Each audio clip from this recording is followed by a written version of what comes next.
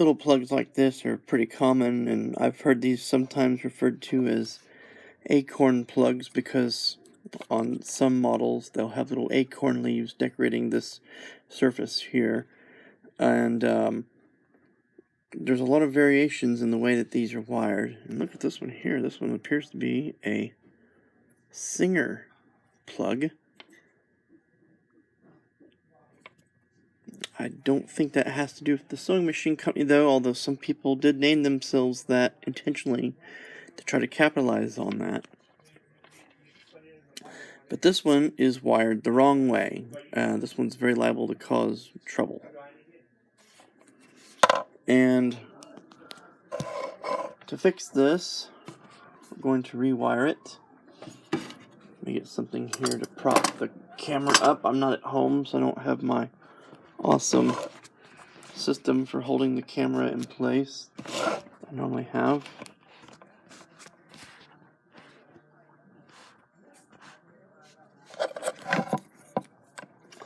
And the first thing we're going to do is disconnect the lead wires here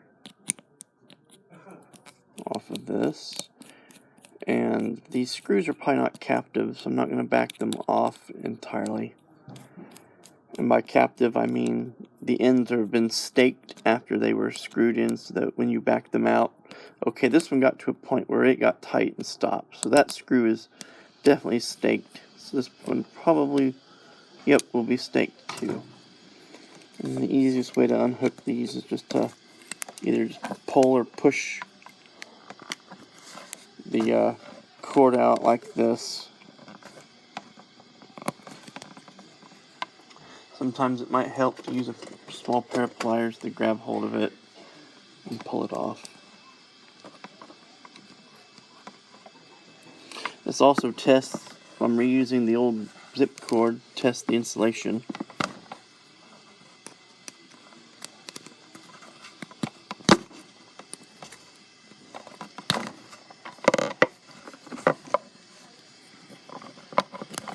Okay. And somebody's soldered this, but they've done a very lousy job at it. It looks really horrible.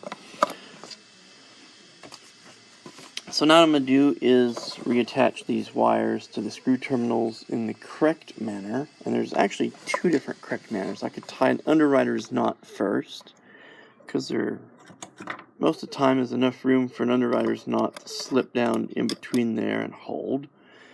And the more common way is just to take the wire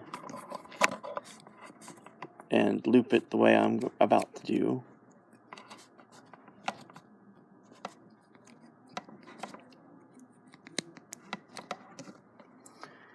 And once again, use a pair of pliers or something to get the wire tight around the terminal.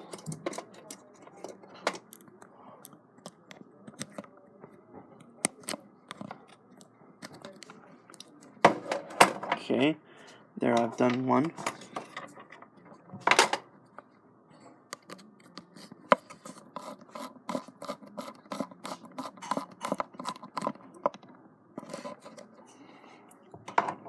Okay, so there's one done.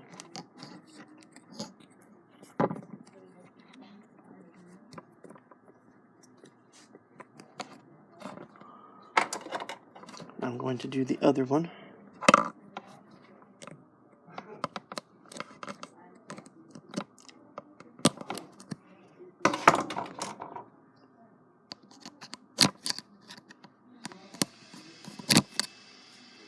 Focus, camera, focus.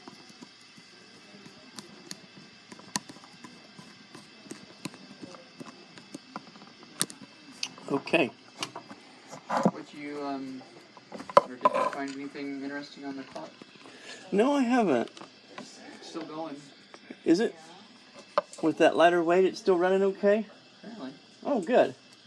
I don't know if it's keeping time, but it's I went ahead and set the time on it. We'll have to see. It's still not quite in beat, but, I mean, sometimes you can get them pretty close to being in beat, and they'll run okay if they're, everything's right. So this is the correct way to wire this type of a plug. You see the wire is looping around the prong and then to the screw, and if you pull on the wire tends to, on this corner, dig into the prong that it's wired to and helps to anchor it a little bit better. But more importantly, the bare stripped ends of the wire are very far away from each other. So it's always a very good idea when you buy anything there's sometimes a little cardboard cover that goes over this, to pop the cover off and inspect the wiring inside and see that it's in good shape and that the wires are separated from each other like they are here now. So this is the correct way to attach the wires to this type of a plug. Like I said, you can do the underwriters knot too, but most often this is the method that's recommended. Anyway, this is Oklahoma Bridges, and thank you for watching.